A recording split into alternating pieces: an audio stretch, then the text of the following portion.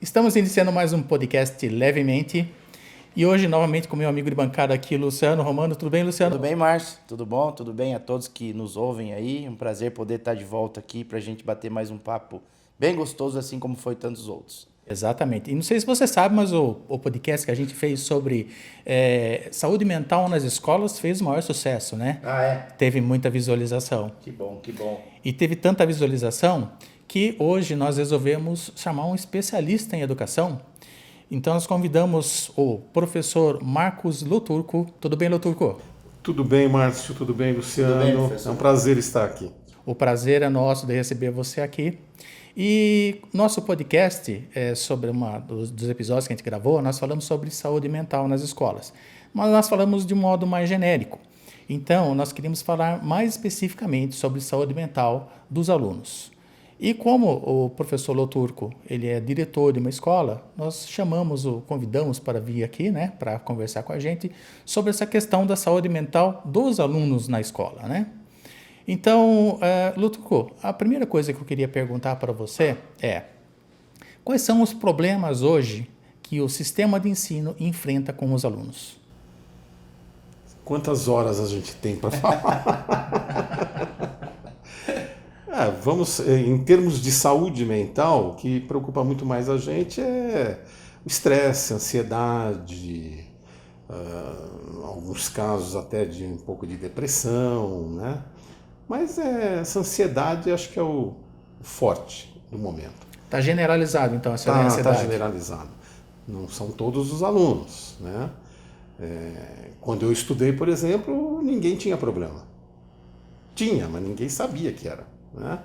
Então a gente encarava, enfrentava e ia para frente, não tinha outra opção, né? Hoje, com os estudos avançados que tem, principalmente na área de psicologia, né, foi aprofundado muito essa relação que o ser humano tem na parte emocional, né? Então isso afeta sobremaneira o desempenho do aluno e como ele encara a escola, como ele é recebido naquele ambiente, né? Eu acho que o professor trouxe um ponto bastante interessante, né? Que foi um assunto que a gente, inclusive, falou no último episódio, que era justamente isso.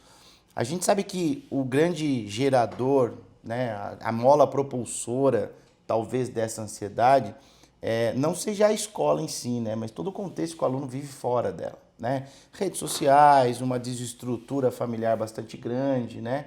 E aí o senhor traz um assunto bastante interessante, que é como é que a escola está preparada para receber esse aluno, né? Existe um preparo, existe um psicólogo. Como é que é isso no dia a dia, professor? Quando vocês identificam aquele aluno não está bem? Bom, o primeiro passo é a gente estar disponível. Sim. O tempo todo disponível. Então a minha sala fica no corredor onde tem as salas de aula. E eu estou vendo o tempo todo o que acontece. Então, estou sempre disponível para o aluno. Então o aluno chega, ele quer falar comigo, não precisa agendar. Ele me procura na hora que ele precisa. Uhum. Eu também não vou na sala, chamo você, vem cá, não. Sim. Né? Essa disponibilidade faz com que ele se sinta à vontade, confortável de vir conversar. Então, às vezes chega um aluno lá, às vezes durante uma prova, né? Levanta da prova chorando e vai até a minha sala, né? O primeiro passo que a gente faz tem algumas técnicas que a gente usa, né? A gente tem que acalmar essa situação, tem que situar o aluno primeiro e depois conversar sobre o problema, né? Então, eu acho que a gente pode começar por aí. O que a escola precisa fazer é dar atenção para esse aluno, cuidar desse. Cada aluno tem a sua história. Sim, com certeza. Cada aluno tem uma história diferente, né? E as ações que a gente vai fazer para resolver esse problema, pelo menos naquele momento, né? Porque a gente não é médico nem psicólogo, mas a gente é pedagogo, né? E a gente tem essa recepção do aluno na escola para cuidar, fazer com que ele se sinta à vontade na escola. Então, a gente pode aprofundar isso um pouquinho mais, mas é esse o caminho, estar disponível e dar atenção para o aluno. A escola que o senhor trabalha hoje é de diversas idades, como é que é?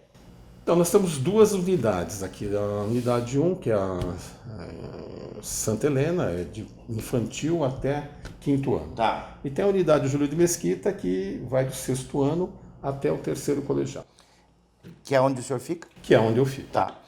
Pensando nessa unidade, então, existe uma faixa etária, professor, que o senhor percebe que aumenta esse índice de ansiedade ou não? Ou é meio que generalizado ou não? Sexto ano normalmente não tem muito evidente esse tipo de problema. Tá. Né? Eles estão acabando de sair do quinto ano, eles estão ligados a 220. O negócio deles total. é correr, ginástica, bola, futebol e tal. Aí sexto para frente, sétimo ano, oitavo, aí já começa um pouquinho, né? Mas atinge muito mais nono ano, primeiro colegial, segundo colegial e até o terceiro. Mas, professor, existe algum estudo o porquê que o problema da saúde mental afeta mais os alunos nessa faixa etária? Porque eles começam a ter uma percepção melhor da vida e de onde eles se encaixam. Família, sociedade, tenho que fazer parte da turma. Né? O Pertencimento. fazer parte da turma, você falar para o seu filho, não sei se você tem filho ou não, mas filho, você vai fazer isso, isso, isso. Sim, pai, sim, pai. Mas se o amigo dele falar, não, é Y, Ele muda. ele muda. Entendi. Porque ele precisa estar na turma, incluso naquela turma, fazer parte da turma. Então, fazer parte da turma muda tudo. Lógico, a gente continua falando o que é certo, o que não é e tal, o que tem que fazer, o que não tem e tal, e contando que, com que o filho, no caso os pais aí, né, o filho, na hora H, ele lembre das orientações boas e siga o melhor caminho. Mas, geralmente, até esse momento decisivo, o aluno vai querer estar incluso numa turma. E aquilo é mais forte. É maior que qualquer orientação de pai ou de mãe. Então, por isso que a gente precisa, na escola, estar atento a essas relações.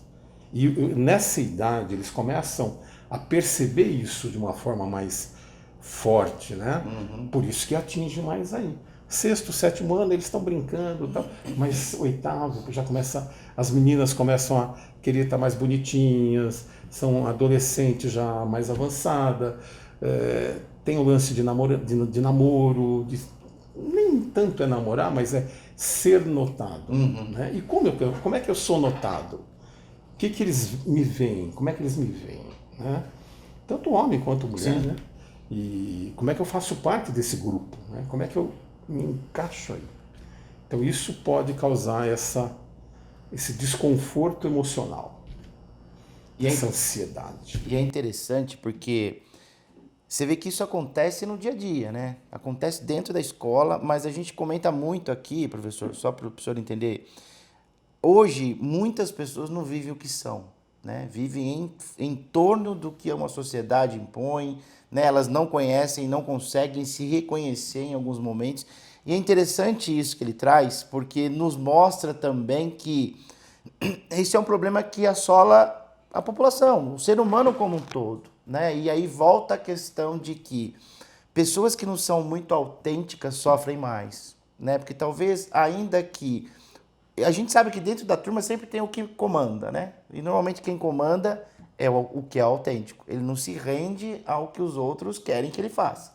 E quanto isso provoca, né? Essa falta de autenticidade, essa falta de entendimento de quem eu sou e a obrigação de estar pertencendo a um grupo, o quanto isso abala, né? Ainda mais numa faixa etária que está às portas de um vestibular, às portas de, infelizmente ou felizmente, eu não sei, porque eu acho muito cedo, mas escolher uma carreira, né? Escolher um futuro.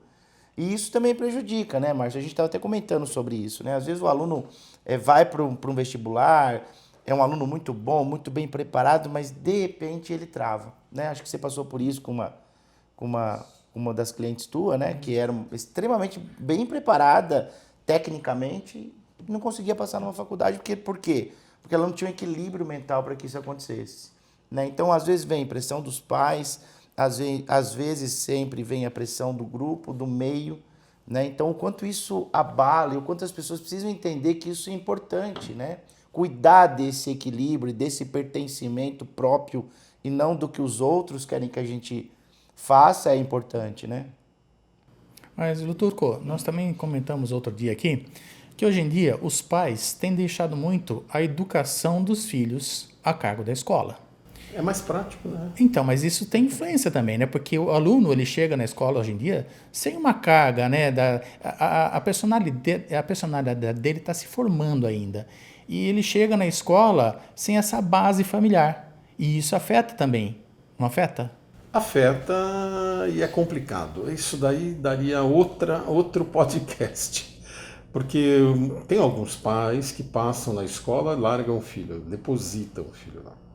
E vem buscar no final da tarde. Então, assim, o filho passa o dia inteiro na escola. Tem vários casos assim. E isso pode ser complicado ou não. Por quê? Depende, como você falou. A família estruturada é uma coisa. Que tem a mãe, tem o pai, tem os irmãos, todo mundo tem uma espécie de conduta esperada. Mas a sociedade nossa hoje não é assim. Não é assim. Os pais, boa parte, são separados. Não que eu esteja pregando que todo mundo tem que ficar junto pro resto da vida, não é isso. Mas é que os filhos vêm. E eles seguem os exemplos dos pais. Quer por exemplo, um caso simples, né? Celular. A dependência que a sociedade tem do celular é imensa. É imensa. E não é só o aluno, não. Assim, eu prego muito que a gente tem que não brigar por causa do uso do celular, mas fazer com que esse uso seja incluído na nossa aula. Um uso consciente do celular. Uso consciente. E aí, com responsabilidade, ele vai usar na hora certa ou não. É o que se espera. Né? Você pega um exemplo de teatro, cultura, por exemplo. As famílias vão no teatro, uma família que vai ao teatro. Uma ópera, sei lá. Ninguém vai mais em ópera, mas teatro mesmo, né? Tem aquele break no meio da peça, as pessoas saem para tomar um ar e tal. Primeira coisa que elas fazem, Celular. Pegar o celular e ver o que aconteceu. Exatamente. O filho vê isso. Então ele fala assim, isso é comum, usar o celular. Então quando o professor fala, desliga esse celular, por quê? Eu faço isso todo mundo. Meu pai faz isso, minha mãe faz isso. O exemplo. Então o exemplo dado influencia muito as crianças. Eles estão numa fase que de absorção, né? Tudo que eles veem, eles absorvem. Então esse exemplo é absorvido da família também, dos pais. Sim, com certeza. Então a gente não pode brigar com isso. A gente tem que entender o que acontece e mediar a situação, né? O que chega mais para a gente lá, aluno com estresse, né? Tá bem estressado, ansioso, ansiedade e às vezes até medo, né? Então a gente procura trabalhar essas três coisas aí, quando o aluno chega com um problema. Identificar se é só um estresse, que não é pouco, né? Ou se é uma ansiedade. Ansiedade também é bom, viu? Bem trabalhada, sim. Vou fazer uma prova, está se aproximando o dia da prova, eu fico ansioso. E me preparo bem para isso. E me preparo. Então, se eu tomo uma ação para resolver o problema, tudo bem essa ansiedade, não tem problema nenhum. Então, eu procuro identificar com o aluno por que ele está ansioso, né? Se ele tem tempo de agir, porque eu penso assim, o que é ansiedade? É um estresse, uma coisa que me estressa, né? Tem um fator estressor ali que está no futuro, não aconteceu ainda. Por isso que eu estou ansioso, porque eu não sei como é que vai ser. Mas aí acontece um problema, né? Porque, não sei se quem nos está vendo e assistindo, né, nos ouvindo, sabe, mas o córtex pré-frontal do ser humano, ele só amadurece a partir dos 20 anos de idade, entre os 20 e 25 anos de idade. Então, você está me falando que você tem crianças aí que têm menos de 18 anos e que têm, né, que às vezes sem essa estrutura familiar e que tem que tomar decisões. E essas decisões deixam essas crianças, né, esses adolescentes, estressados, porque eles não têm essa formação. Só que aí é que entra a questão da falta da base da família. Porque se a família, nesse momento, dá esse apoio, dá essa base, a criança, o adolescente vai se sentir menos pressionado, né? E mais confortável, porque ele tem quem o proteja, vamos dizer assim, entre aspas, quem o proteja, né? Quem enfrente os problemas por ele. Que esteja ao lado, né? Que esteja ao lado, que acompanhe e que não simplesmente cobre, né? Que hoje em dia os pais simplesmente cobram as crianças. Eles esquecem que existe um ser humano por trás, né? Com todas as pressões e com todos aqueles hormônios, né? Que são inerentes à adolescência, idade, né? A idade. E isso aí mexe demais com o psicológico dessas crianças, né? Com o emocional dessas crianças. E os pais, hoje em dia, não se preocupam com isso. É como se fosse um adulto e os pais ignoram essa fase que a criança está vivendo e passam esse problema para a escola. É isso mesmo, doutor? Na verdade é assim, ser pai, ser mãe, não vem um manual dizendo como é que faz.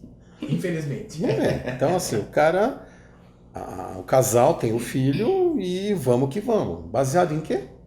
Em exemplos, né? Exemplos que ele teve no passado. E pior, né? Se no passado eu era mais pressionado pelo meu pai, pela minha mãe, o que eu quero fazer com o meu filho agora? Tirar essa pressão. Tirar essa pressão. Então, um jovem hoje faz o que quer. Estou falando de forma genérica. Sim, claro. Né? Faz o que quer. Põe o pé em cima da carteira, fala com o celular na aula. Desrespeito, professor. É até uma coisa que eu ia falar. Na nossa escola até que, Menos, assim, menos. eu diria que eu nem vejo desrespeito ao professor. Que porque bom. uma que os professores têm mais de 20 anos de casa, são extremamente competentes e têm um bom relacionamento com os alunos. Então, não vejo isso acontecer na minha escola. Né?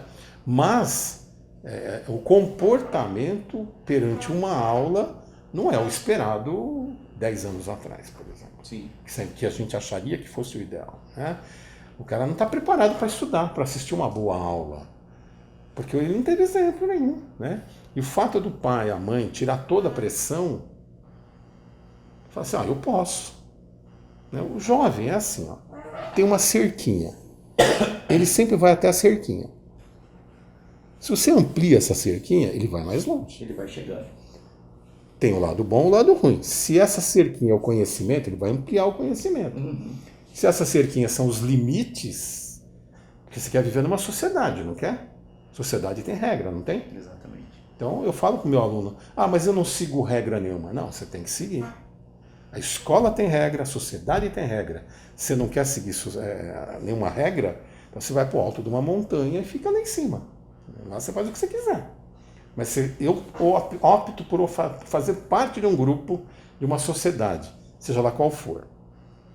Qualquer um deles tem regra. Exatamente. Tem que ser seguidas, né? Regra de comportamento, de respeito, de consideração. Tem um momento certo para fazer tudo, né? Eu acho que o professor trouxe um tema que é bastante interessante da gente conversar. A ansiedade, a gente já tinha falado sobre isso, né? A ansiedade é viver o futuro e a depressão é viver o passado, né?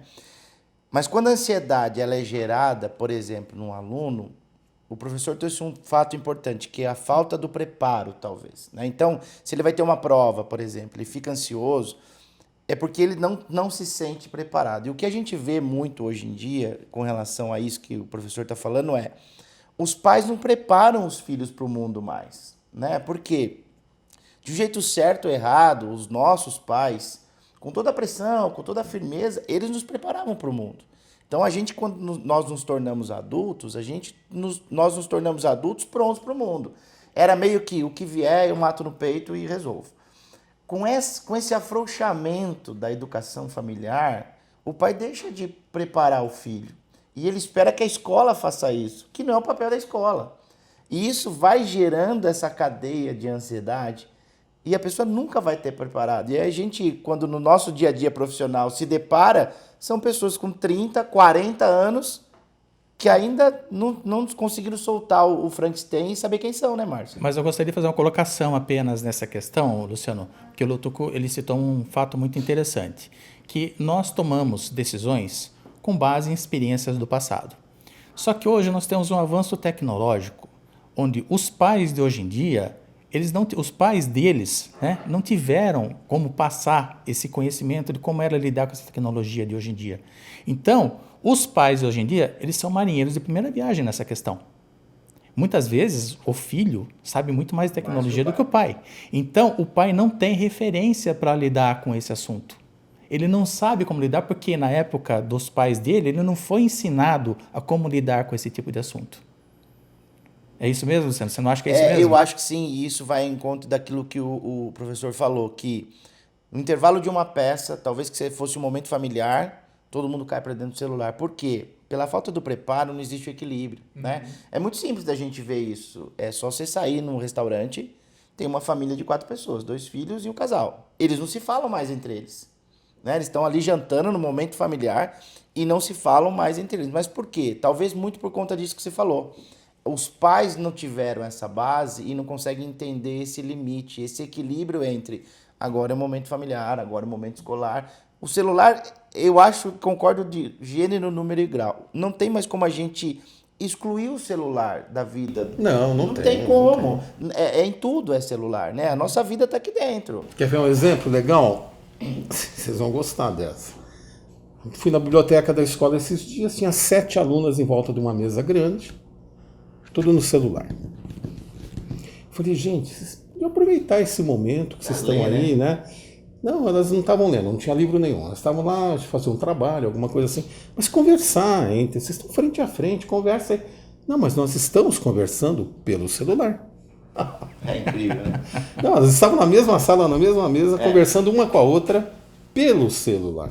Mas isso acontece dentro de Então, casa, né? o celular não é um objeto, um equipamento, é um membro do corpo humano. Do corpo humano. E eu acho que isso que o senhor trouxe, sim. A gente tem que adaptar a nossa realidade a essa tecnologia que chegou.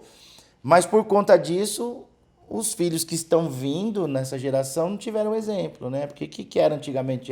Eu lembro, meu pai sentava para fazer palavra cruzada, né? Ia no banheiro, né?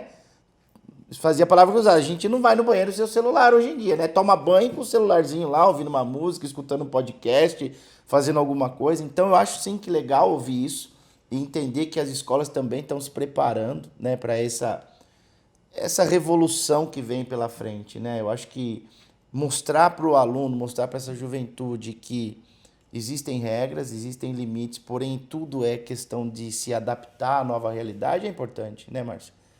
E, doutor, eu queria te fazer uma pergunta.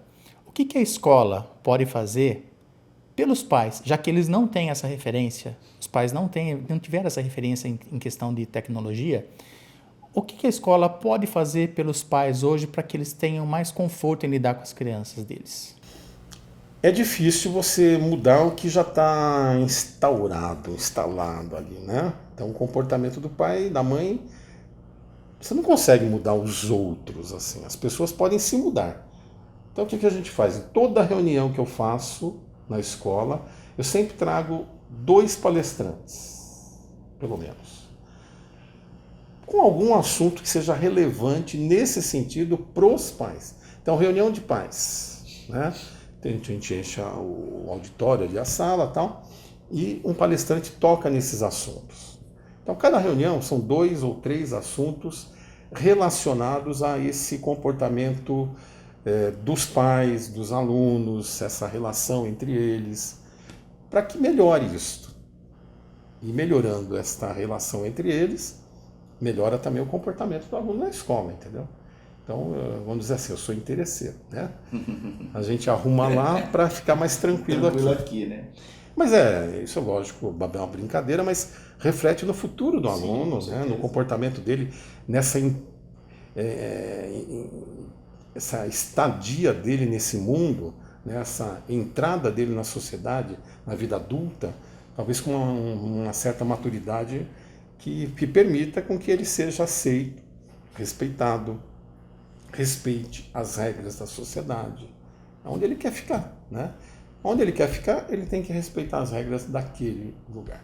Não dá para impor.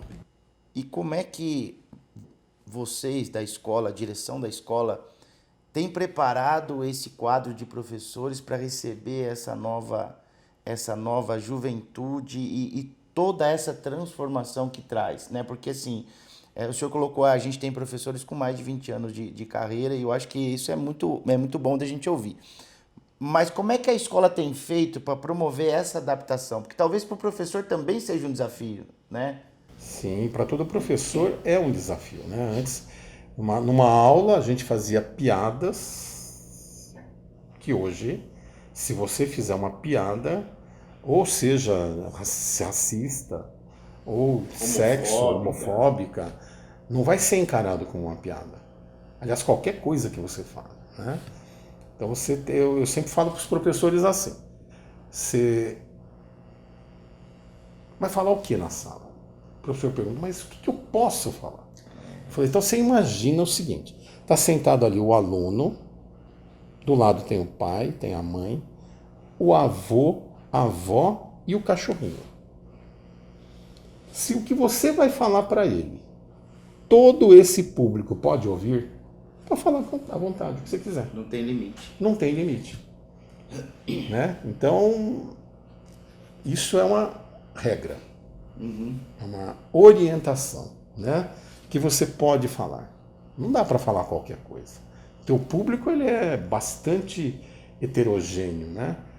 Tem gente que não sabe nada, tem gente que sabe tudo, tem gente que tem uma vida mais avançada, o outro não, né? Então você tem que falar com esse público, fazendo de conta que todo esse pessoal está lá assistindo a tua aula. Aí você pode falar o que você quiser. Agora, o professor, ele também participa de uma série de cursos. Nosso sistema de ensino, ele tem uma série de cursos na área de... Não é reciclagem do professor em termos de conteúdo da matéria, mas no comportamento, né? Como é que ele trata o aluno, como é que ele se insere nessa sociedade tão tecnológica. Ele tem que acompanhar tudo isso, né? O fato da pandemia ter pegado a gente de surpresa, ter colocado aquelas aulas online, o aluno não podia estar na escola, isso fez com que todo mundo entrasse no meio tecnológico e aprendesse um monte de coisa que não sabia que existia, né? Hoje, qualquer professor, qualquer aluno faz uma live uma boa. Há 3 anos atrás, as pessoas não sabiam nem o que era live.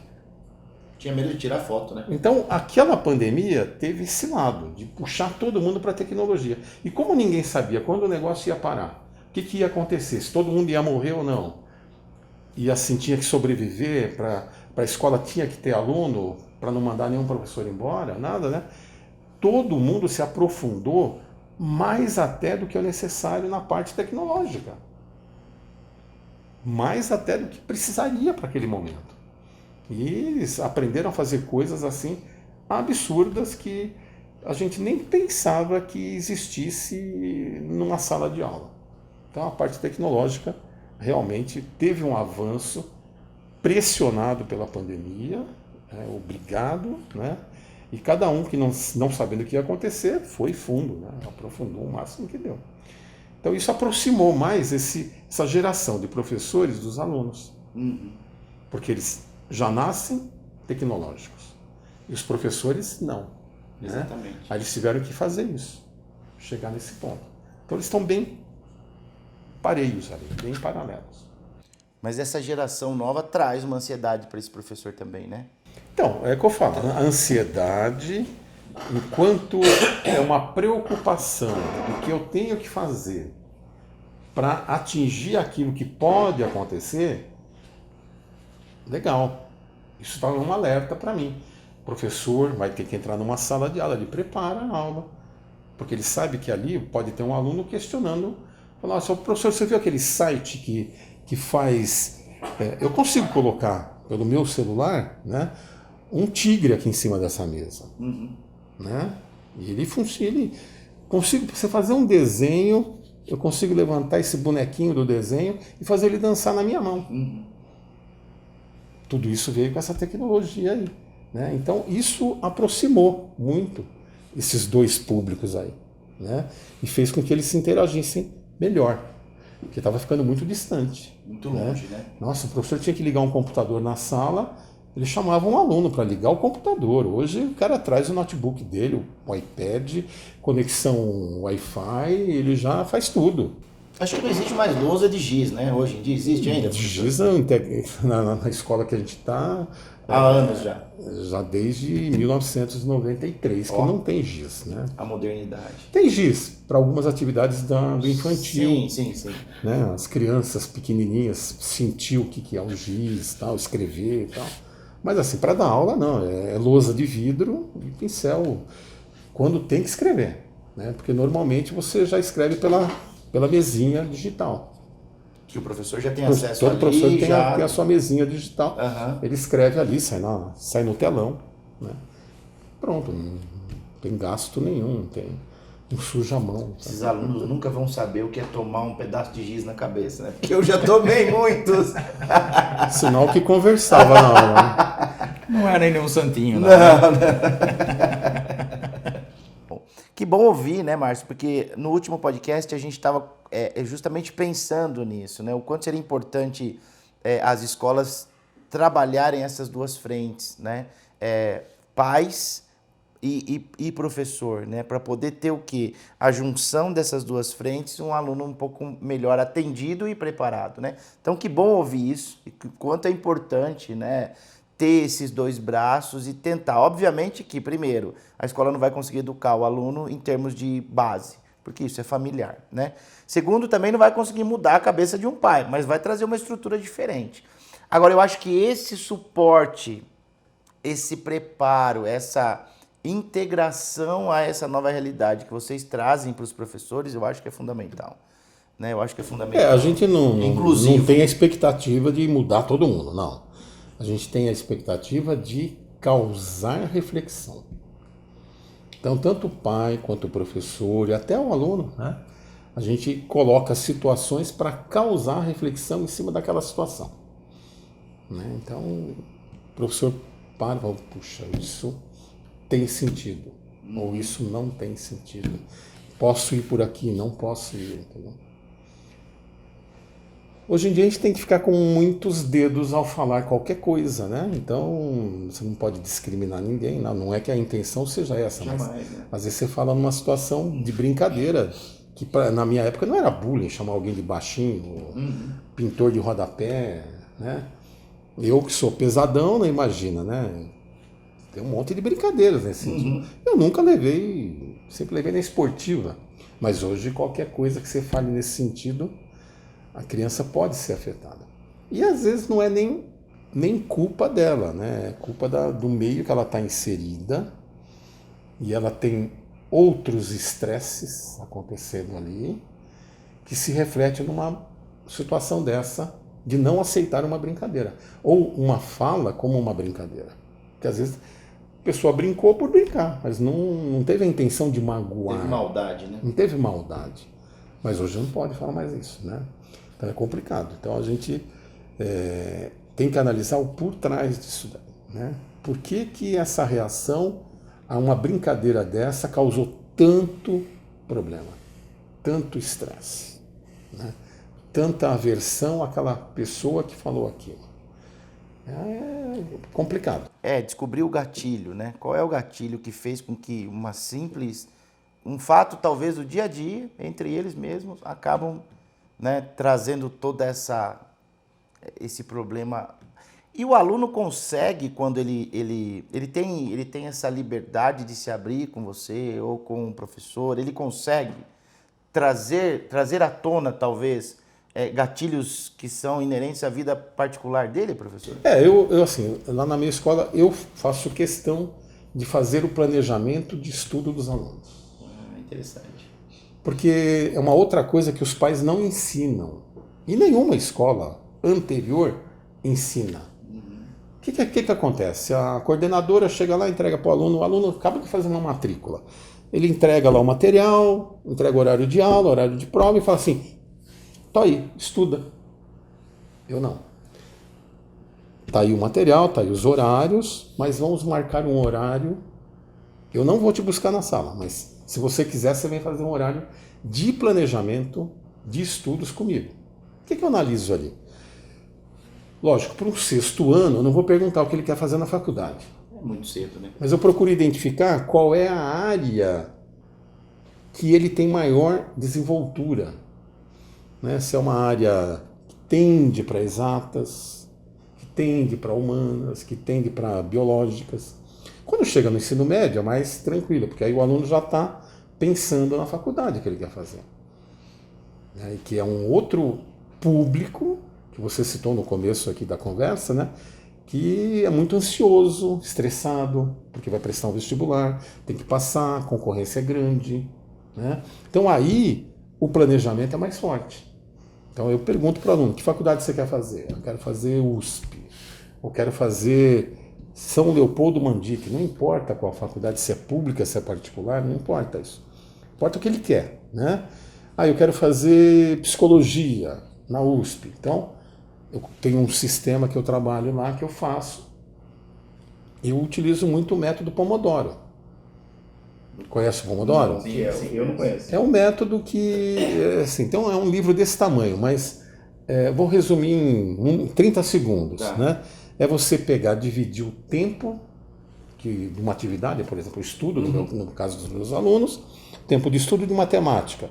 Põe lá 50 minutos e descansa 10. Aí 50 minutos vai estudar português e descansa 10. Nestes 50 minutos que ele está estudando matemática, ele não pode ser atrapalhado por nada, por ninguém. Lógico, pode acontecer um problema, tal, mas são exceções, né? Mas assim, ele deve estar num lugar isolado, tranquilo, para poder estudar 50 minutos de matemática. Nesses 50 minutos, nem celular, nem mãe, nem pai deve atrapalhar. Celular do lado, eu vou ficar ouvindo música. Não existe isso. Porque se fosse só a musiquinha clássica tocando de fundo, é uma coisa. Mas não é. O celular está ligado por causa das mensagens. Plim, plim. As mensagens que chegam. Aí a atenção toda caiu fora. Foi embora. Então a gente procura intercalar as disciplinas, intercalar tempos de estudos pequenos com breves intervalos de descanso. Aí o aluno tem tempo da mente dele descansar. Né? Se você ficar estudando 5 horas de matemática, você até consegue. Tem uma prova amanhã, precisa estudar 5 horas de matemática, já estuda. Mas faz isso uma semana, 2, 3, um mês, não consegue. Estresse, né? O estresse aumenta. Aí cresce a ansiedade. Né? Porque não adianta, não estou conseguindo aprender, estou ali. E cada vez piora, né? Porque não consegue aprender um pouquinho, a ansiedade aumenta mais ainda. Então a gente faz esse planejamento, divide as matérias, baseado no que ele quer prestar um dia. Se ele está no primeiro colegial, o que você quer prestar daqui 2, 3 anos? Porque o vestibular não é só no terceiro colegial. Várias faculdades, que nem a UNB de Brasília, lá, né? A Universidade de Brasília, quer fazer relações internacionais, você tem o passe. Você pode fazer o vestibular no primeiro ano, no segundo, no terceiro, soma tudo. Este ano, 2024, tá no jornal dessa semana. A USP, Unicamp e Unesp também vão fazer vestibular seriado. E somos pontos, e aí Somos depois pontos. de 3 anos... O cara que faz o vestibular parcelado, que somou os pontos, ele tem mais pontos do que aquele que fez, supondo que eles estão no mesmo nível, que aquele que fez só no terceiro colegial. Porque diminuiu o estresse, né? Ele conseguiu se preparar de uma Não forma diminui o mais estresse, é tranquila. porque ele fez as provas a cada ano. Ele vai fazer a mesma prova que o cara do terceiro, mas ele tem a mais pontos do primeiro colegial, pontos do segundo colegial e os pontos que ele teria se ele fizesse só o terceiro. Então a gente faz esse planejamento baseado nisso. Então todo aluno meu que quer, porque não adianta obrigar o aluno a fazer um planejamento. Sim. Ele vai estar sozinho em casa, eu não vou estar lá, os pais não vão estar lá, e ele pode simplesmente pegar o planejamento e virar do lado e dormir, ou ficar na internet o tempo todo. Então, assim, o aluno que quer o planejamento, ele vem me procurar, e eu faço o planejamento para ele. Tem uma aluna que eu fiz esse ano, já fiz 3. Por quê? Porque mudou a aula dela de piano, mudou a aula no seu... Então a gente faz outro, a gente vai fazendo. E pode até não ter nenhuma outra atividade, mas olha, essa distribuição das matérias não ficou legal para mim. Então, vamos fazer outro. A gente faz o outro planejamento. Aí eu imprimo esse planejamento, entrego para ele e tal, mando para os pais e tal, né? Então, assim, é uma forma de organizar a vida do aluno, né? Porque a ansiedade, o estresse, tudo isso também pode ser causado por uma falta de planejamento, De organização. Então, se você organiza a tua vida do aluno, que, vamos falar a verdade, ele chegou ali cru, né? Sim. Nunca passou, ele não fez 3 cursos em Harvard, então ele sabe como estudar. Não. Ele está pegando o bonde pela primeira vez ali. Então, se tem alguém que possa planejar a vida dele de acordo com o que ele quer fazer, eu não tenho uma coisa pronta. Cada planejamento de um aluno meu é diferente único. do outro. É único. Eu coloco lá uma página inteira de texto só explicando o que ele tem que fazer em cada área. Para aquele aluno. E à medida que ele vai fazendo provas, eu vou conhecendo o aluno, eu mesmo falo assim, vamos mudar aquele planejamento seu, porque teu rendimento não está muito bom aqui. Tem caído. Como também tem aquelas alunas, né? A Marcela, que estudou lá no passado, só tirava 10, 10, 10, 10, 10. Né? Aquela ia pior, tirava 9,5. Eu falei, Marcela, você não precisa fazer planejamento. O que eu vou falar para ela fazer? Né? Passou em 4 faculdades ainda. Mas ela tinha o esqueminha dela. Então, ela se situou, né? Ela eu não estou preocupado, né? Porque ela já tem o esquema dela, tá tudo certo. Eu me preocupo com aqueles que precisam. Aqueles que precisam de uma orientação, de um planejamento. Então a gente faz isso e isso tira, sim, o estresse e, consequentemente, a ansiedade. Entendi. E você acha que quando o aluno está às vésperas, por exemplo, primeiro colegial ele já começa a pensar na carreira, né? A escolha de uma faculdade, a escolha de uma carreira também é um fator importante nessa ansiedade, tudo, porque o que eu vejo muito, eu até comentei com o Márcio em outras situações, muitas pessoas, muitos jovens recém-formados, por exemplo, chegam totalmente perdidos porque lá atrás não era o que ele queria fazer. Era uma ideia do pai, era uma ideia da mãe. Isso é uma coisa complicada, né? Complicada por quê? Quando o aluno chega com essa dúvida, eu falo para ele, fica tranquilo, faz o que você sente melhor. Se vai dar dinheiro ou não, é outra história. Né? Lógico, você tem várias opções. Se você pode fazer uma coisa que também te dê dinheiro, porque legal, é necessário, né? Para viver, você quer ter um carro, você quer ter um apartamento, você precisa de dinheiro, não vai ficar dependendo dos seus pais para o resto da vida. Né? Então você tem que ser independente, isso dá um prazer para a pessoa. Né? Então se você quer ter sucesso, você tem que escolher uma área que permita que você tenha esse retorno. Mas dentro do que você vai fazer, você tem que acordar na segunda-feira de manhã feliz de que vai trabalhar naquele negócio. Agora, se fala para uma criança de 17 anos, adolescente, 17 anos, que ele tem que saber isso, ele não vai saber. Não tem como, né? Não vai saber. Então, a orientação que eu dou é essa.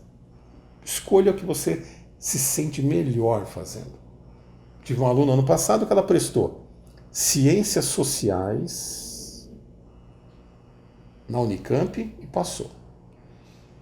E Astronomia na USP. Nossa. E passou. O que ela ia escolher? Que são coisas completamente diferentes. Distintas. Mas ela gostava das duas. Como ela fez, a gente participa de 94 Olimpíadas, né? Então, de astronomia. Ela participou esses anos todos de todas as Olimpíadas de astronomia. Sempre pegou medalha de ouro. Aliás, estou com a última dela lá, que ela não, que chegou agora, não buscar.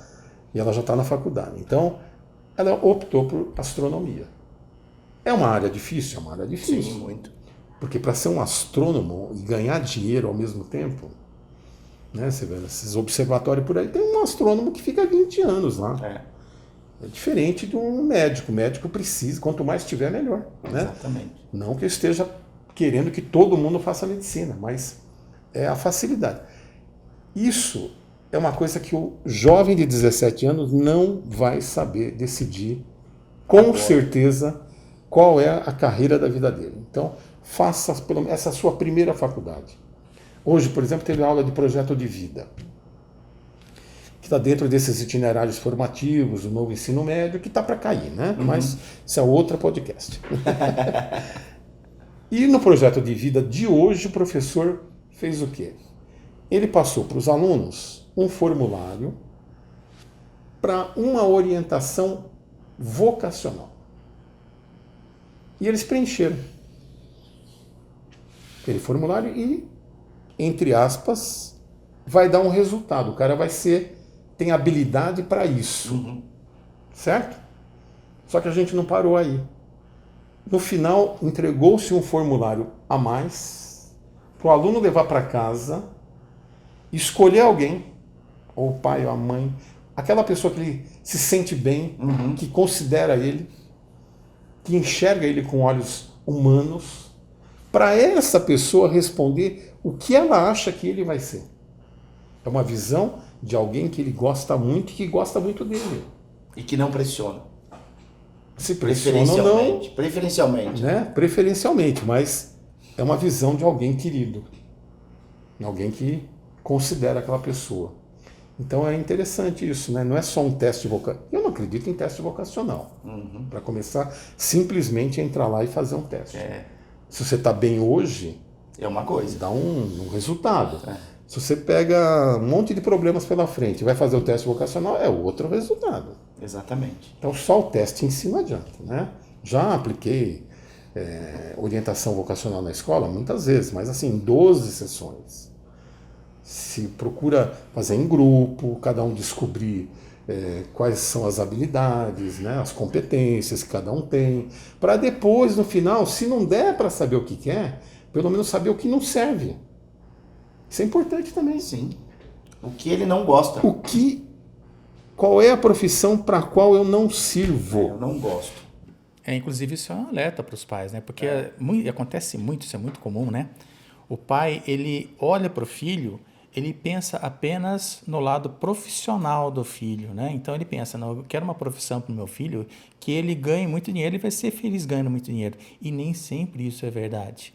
Às vezes, a criança é infeliz porque ela escolheu uma profissão porque que o pai queria que escolhesse aquela profissão. Então, a gente convida então os pais que reflitam um pouco mais, que tenham esse olhar mais humanizado para os filhos, né? E não olhar apenas para o lado financeiro, né? Da vida. Até porque, Márcio, a criança não tem essa noção do financeiro. Porque se o pai, se estamos falando, na maioria daqueles pais que sofreram no passado e agora querem dar tudo para o filho, esse filho está ganhando tudo de mão beijada. Então ele não vê necessidade de ter que trabalhar. Da conquista, né? De conquistar. Não vê. Porque eu tenho tudo hoje. Então, assim, para ele acha que ele vai entrar na faculdade e tudo vai continuar do jeito que está. Entendeu? Então, é importante isso. O importante é que o pai saiba orientar o filho de tal forma que ele entenda a necessidade de vencer na vida, dele se realizar como profissional e, logicamente, consiga sustentar uma família, né? Ou ele mesmo. É porque eu acho que a percepção, como você disse, a percepção que esse adolescente tem. Hoje eu fui atender um cliente que foi exatamente isso que ele veio conversar comigo. Eu trabalhei 25 anos, eu criei todo o meu patrimônio, eu montei uma empresa e eu não consigo parar. Por quê? Porque eu não tenho alguém que siga o mesmo caminho. Por quê? Porque criou os filhos de uma forma onde os filhos não precisavam, né? Então, assim, tudo bem, eu tenho 25 anos, mas eu vou continuar recebendo os honorários do meu pai, né? Eu tenho 30 anos, mas meu pai continua me dando um carro. Eu tenho 20, mas eu vou continuar. Então, eu acho que o pai também, por outro lado, ele tem que levar para o filho que tudo que ele tem foi por trabalho. Ninguém deu, talvez, de mão beijada, né? E a gente, quanto pai, tem que preparar o filho para que, ok, hoje eu te dou uma condição, eu tenho uma condição de te dar um preparo melhor, né? Se talvez eu aprendi muita coisa a trancos e barrancos, hoje eu posso oferecer para os meus filhos um ensino melhor, uma escola melhor, mas que ele se prepare para ter as próprias conquistas, né? Porque o que a gente vê muito hoje são jovens que eles não sabem o que eles querem da vida, né? 30 anos, eu não sei para onde eu vou, não sei onde eu quero chegar, eu me formei, eu não estou satisfeito. E às vezes ele até fala, cara, eu vou te falar, eu estou ganhando dinheiro, mas eu não sou feliz, eu não tenho realização. Eu atendo um jovem de 30 anos que o cara ganha dinheiro, é um arquiteto, bem estruturado, e não sabe para onde vai. Não consegue tomar decisões pequenas na vida. Os pais acabam dando a vara, mas não ensinam a pescar, né? É isso aí, né? E eu acho que esse talvez fica como reflexão realmente, né? Que bom que a gente tem hoje condições de proporcionar para os nossos filhos melhor preparo, né? Uma melhor educação. Mas a gente não pode esquecer que o filho também precisa aprender a ter as conquistas, né? Porque o pai e mãe são finitos, né? E o próprio patrimônio do pai também é finito. Porque quantas vezes a gente não vê, né? O pai conquista todo um patrimônio, joga na mão de um filho mal preparado, em um ano acaba tudo. Não, mas é o que o Bill Gates já foi o homem mais rico do mundo, não sei se ainda é, mas enfim, né? O Microsoft e tal, tudo. Ele aposentou tal, e só mexe com coisas beneficentes agora, né? Mas herança para os filhos, ele já determinou. É tanto de dinheiro. É o suficiente para o filho não morrer de fome. É isso aí. Então o filho do Bill Gates não vai herdar a Microsoft. Ele não vai herdar aquela mansão Que o pai tem. que o pai tem. O pai já determinou. A sua herança é isso aqui. Isso aqui você vai usar se você for ruim, for mal na vida. Você não vai morrer de fome. Então, essa garantia o filho dele tem. Mas o filho dele, se ele está acostumado a viver naquele mundo com todas as opções, e a hora que o pai, ou se ele sair de casa, ou se o pai morrer, ele vai ter que encarar a vida. Vai ter que encarar. Ele tem estudo, tem tudo mais, mas ele vai ter que se virar, ele vai ter que vencer sozinho. E a gente vê muito, é muito comum isso, e eu me incluo também, né, como pai nesse processo. A gente recompensa, às vezes, a falta de tempo com o filho, a falta de carinho para o filho. Compensa. Compensa, Com o quê? Com Exatamente presente, isso. com dinheiro, com... eu Justifica não posso... a ausência isso. Eu não... dando um celular um novo. celular novo. Eu acho que esse é o grande problema. Isso é o que a gente tem de maior erro quanto pai, talvez seja isso, né? De tentar compensar uma ausência. E a gente não está dizendo que tá... O pai trabalha, o pai também tem, mas a gente tem esse hábito, né? Eu não fico muito tempo com meu filho, então vou dar um presente, vou pagar uma viagem. Fez 8 anos, eu vou dar um carro, porque, eu não vi meu filho crescer, né? Trabalhei tanto. Esse é o grande problema, né? A gente só solta, mas não diz pra ele assim, amigão, o carro custa dinheiro pra você manter, né? Gente, o papo está muito bom, mas infelizmente o nosso tempo está acabando. E eu gostaria então de agradecer demais a presença aqui do Luturco, agradecer a você também, Luciano, e queria perguntar se o Luturco gostaria de deixar uma mensagem final aqui para quem está nos vendo. Olha, eu acho que a mensagem pode ser a seguinte: se você tem filho, pense em estar próximo dele, dar o exemplo. Isso é o mais importante. Fazer com que ele se inclua numa sociedade tem que ser dele, tem que partir dele. Ele tem que procurar como entrar nessa sociedade e se inserir nela. Não adianta a gente dar condições financeiras grandes, que isso não vai fazer com que ele seja aceito por todo mundo. Num primeiro momento, mas depois não. O exemplo, o estar próximo, o ouvir, dar atenção, isso é mais importante. A criança, seu filho, merece. Luciano, gostaria de falar mais alguma coisa? Eu acho que foi um papo muito gostoso, né? Eu pude aprender muito também. Eu acho que a gente também se inclui quanto pai, né? E eu acho que o recado que fica é exatamente esse, né? Fica o alerta aos pais para que não compensem os seus filhos só no monetário, né?